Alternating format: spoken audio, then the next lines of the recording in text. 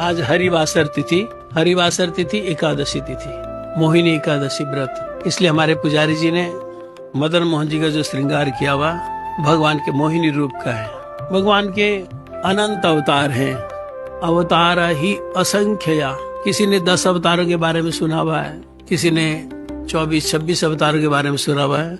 वैसे भगवान के अवतार असंख्य हैं, गिनती नहीं उनकी, क्योंकि अलग अलग भक्तों के पास अलग अलग स्वरूप से आते हैं। तो किसी की शास्त्र में चर्चा है, किसी की नहीं है। अब ये थोड़ी कि कृष्णदेव वेद व्यास जी ने जब ग्रंथ लिख दिए उसके बाद किसी को भी दर्शन नहीं हुआ होगा। जब कृष्णदेव वेद व्यास जी ने सारे ग्रंथ लिखे उसके बाद भी बहुत सारे भक्तों के पास अलग अलग स्वरूप से भगवान आए होंगे। तो इस तरह से अनंत अवतार है भगवान के, उसमें से एक मोहिनी अवतार है। इसलिए पुजारी जी ने आज भगवान का जो मोहिनी स्वरूप है, जिसमें वो अमृत कलश लेकर, अमृत का घड़ा लेकर देवताओं और असुरों में उसका वितरण कर रहे थे।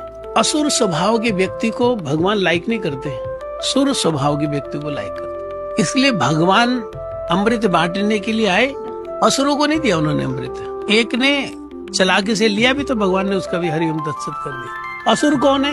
हम सोचते असुर माने ऐसे बड़े बड़े सींग होंगे उसके, है ना, लाल लाल तांबे जैसे बाल होंगे, बहुत बड़ा शरीर होगा, बड़े बड़े नाखून होंगे, ऐसे हमारी कल्पना में ऐसे आता है।